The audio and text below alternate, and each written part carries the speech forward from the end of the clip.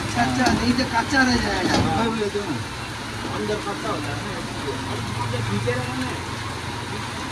क्या क्या दिया? कुछ नहीं दिया है, सिर्फ पानी, सिर्फ पानी।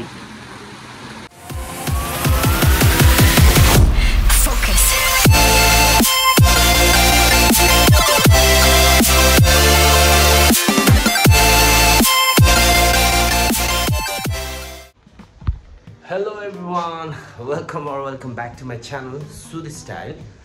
अनि फेरि once again नयाँ भ्लग लिएर आएको छु है। झन्डै अलमोस्ट 1 मन्थै भयो मैले भ्लग नहालेको है। त्यस्तो बिजी अलिक सेड्युलले गर्दाखेरि। अनि आजको स्पेशल चाहिँ के छ भन्दाखेरि आज चाहिँ म कोदोको पिठोको चाहिँ ढेँडो खानेवाला छु।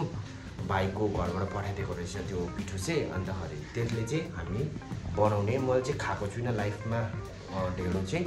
अनि आज चाहिँ अब ट्राई गर्ने कस्तो के हुनेछ है, त्यो सबै देखाउने छु है गाइस, हेर्दै गर्नुहोस् है। आज चाहिँ हामी यहाँ ढेँडो खाने है, मिलन साथी पनि आइराखेको छ। लु मिलन साथी के छ अन्त? त्यही त आज चाहिँ मजाले ढेँडो खाने हो। पहिला खाएको हो? अन्त पहिला खाएको? पहिला सानोमा खाएको होला, सायद अलिअलि याद छ हो। अन्त आज चाहिँ हाम्रो भाइले चाहिँ ढेँडो बनाउँछु भनेर भन्दैछ हो। अन्त कोदोको हुँदो रहेछ। सो अब कस्तो हुन्छ हेरौँ हो। अहिले चाहिँ हामी यहाँबाट चिकन लगेर जानुपर्ने भयो। चिकन सुपसँग हो। नभनेको 3 जनाले लगभग नभनेको पनि 1 केजी चिकन चाहिँ लाग्छ होइन।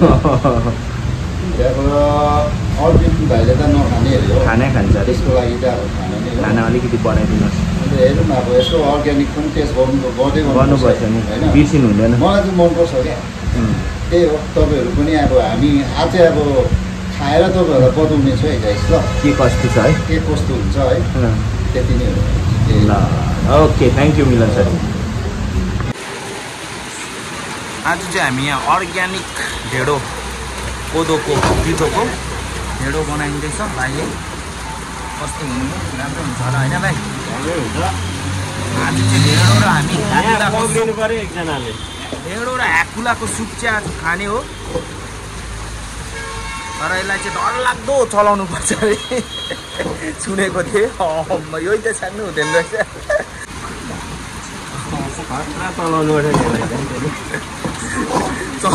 चलाउनु चाहिँ खतरा पर्ने रहेछ है साथी हो। यसलाई चाहिँ चलाउनु चाहिँ बल चाहिँ खतरै चाहिने रहेछ। भाइले चलाउने धरी घरबाट पठाइदिएको होइन।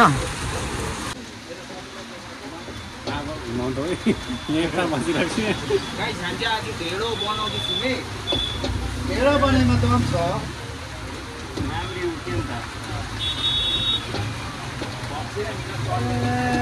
हम लोग हलवा बोलते हैं। हलवा नहीं, हलवा में चीनी मिनी होता है ना, इसमें सादा होता है।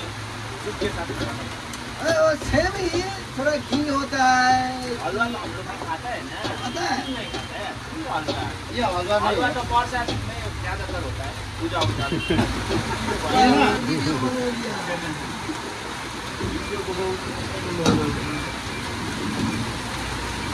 अच्छा अच्छा, नहीं तो कच्चा रह जाएगा। अंदर कच्चा होता है ना, खींचे रहना। क्या क्या दिया?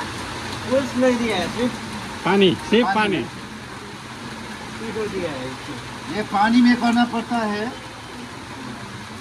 नुन चाहिँ हाल्नु पर्दैन? उसको टाइम लगता है अभी। धीरे कलर हो जाएगा। कलर नहीं हो, कलर ही ऐसा है, ऐसा है। हेरिहाल्नुहोस् हाम्रो ढेँडो चाहिँ रेडी भयो। दामी बनाएको छ भाइले। आज चाहिँ ढेँडो र चिकन सुप खानुपर्छ है गाइस। अन्त भाइ आज ढेँडो बनाउँदा कस्तो भयो? ढेँडो बनाउँदा पसिना आसरी भयो नि। सानो साह्रो पर्दैन बोल्नुको लागि। घरमा त आमाहरूले बनाउनुहुन्थ्यो है? घरमा त दामी बनाउँथ्यो, अब फर्स्ट टाइम बनाएको मैले पनि हो। तिमीहरूले त खाएको रहेछ, हामी त खाएको थिएन हो। हामी चाहिँ खाएको तर बनाएको चाहिँ थिएन क्या। तर यहाँ यता अरविन्दले चाहिँ खाँदैन अरे। ओके गाइस, अहिले चाहिँ हामीले यहाँनिर ढेँडो बनाइसक्यौँ है। आज चाहिँ यहाँनिर हामीले यहाँ रेस्टुरेन्टमै ढेँडो बनाएको छौँ। अब गएर चाहिँ चिकन सुप बनाउनु पर्छ है। अन्त गरम छ एकदमै सिलगढीमा है, पानी आउँदैछ अहिले चाहिँ हल्का शीतल भयो है। अन्त हेर्दै गर्नुहोस् मेरो ब्लग है, तपाईँहरूलाई के कस्तो लाग्छ है। आज चाहिँ हामीले यहाँ चिकन सुपको लागि मजाले बनाइदिँदैछौँ है। चिकन यहाँनिर अदुवा लसुनको पेस्ट अनि टिम्बुर सब मिक्स छ। यहाँ भात पनि पाक्दैछ हल्का। आज यहाँ चिकन सुप चाहिँ मजाले लोकल टाइपले बनाउने। यहाँ चाहिँ अब चिकन सुप बनिँदैछ है। मेन इन्ग्रिडियन्ट चाहिँ हाम्रो यहाँ छ है अदुवा लसुन के हालेको छ भाइ, मरिच है, उयो ल्वाङ, त्यहाँबाट मेन इन्ग्रिडियन्ट चाहिँ हाम्रो टिम्बुर छ क्या। टिम्बुर चाहिँ मेन हो। टिम्बुर तेजपत्ता एकदम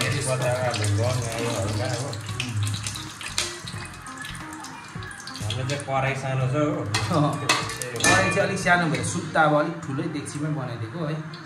यतापट्टि भात पाक्दैछ कुकरमा।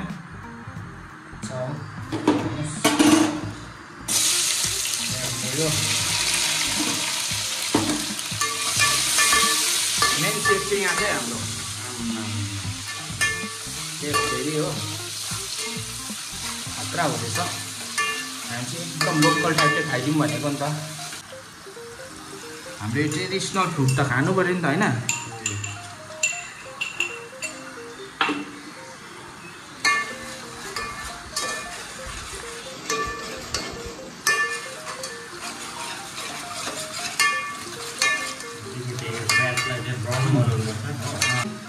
राम्रो हुँदैन है। तेजपत्ताहरू पनि हाल्नुपर्छ गाई सुपमा चाहिँ एकदम राम्रो हुन्छ। सर्दीहरू पनि जाती हुन्छ यसले चाहिँ।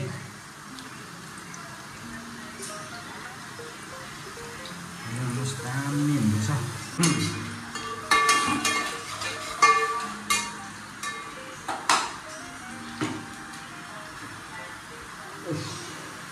गरम पनि मिठो छ। सिलगढीको गरम त अब के भन्नु र नि, वर्ड चाहिँ छैन। हल्दी बिना त फेरि भएन होला। हल्दी त्यसमा रेड चिल्ली पाउडर हल्का, त्यसको चाहिँ हल्का पिरो पनि हुन्छ, कलर पनि हुन्छ।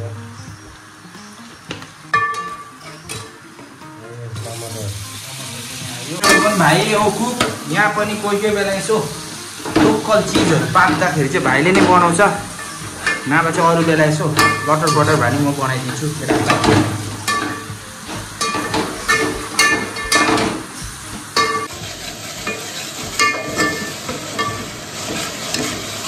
यसलाई चाहिँ मजाले चलाउनुपर्छ है। मसला चाहिँ एकदम दामी पाक्नुपर्छ गाई। प्रायः पाकिसक्यो है। अब यसलाई चाहिँ मसलाले चाहिँ तेल हल्का तेल छोड्नु पऱ्यो नि त है। पानी सुक्नु पऱ्यो मजाले। अब चाहिँ भयो पाक्यो। अब चाहिँ यसलाई चिकन मजाले हालिदिउँ गाइस। अझै अब यो देसी चिकन भएको त झन् 37 हुन्थ्यो। अनि यहाँ सिलगढीमा देसी चिकन त राम्रो पनि हुँदैन, तर पनि ब्रोइलरको पनि सुप बनाउनु जाने भने मिठो हुन्छ। हामी सुपहरू त खाइ नै जान्छौँ। ढेँडोसँग चाहिँ अलिक त्यति ज्यादा खाएको फर्स्ट टाइम गरेपछि तपाईँहरूलाई पनि एकदम मुखमा पानी आइसक्यो होला गाइज है। तपाईँहरूले नै मजाले यस्तो खानु सक्नुहुन्छ बनाएर, ज्यादा इन्ग्रिडियन्ट चाहिँदैन। हामी सबैले सिकिराख्नुपर्छ यस्तो चिजहरू बनाउनु चाहिँ। सबैको लागि एकदम राम्रो हुन्छ। हामी जहीँ गयो नि, बाहिर गयो पनि, हामी आउट कन्ट्रीहरू गयो भने पनि आफूलाई क्या हेल्प हुन्छ यो कुराले चाहिँ। एकछिन अब चाहिँ हामीले छोड्नुपर्छ, त्यहाँबाट चाहिँ फर्दर हेर्दै गर्नुहोस् है गाइस। दामी चिकन पाकिसकेको छ। अब चाहिँ सुप हाल्नुपर्छ गाइस।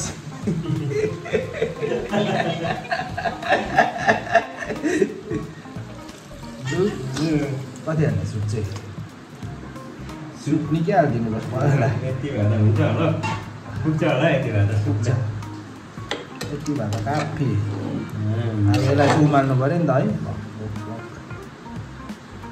मजाले।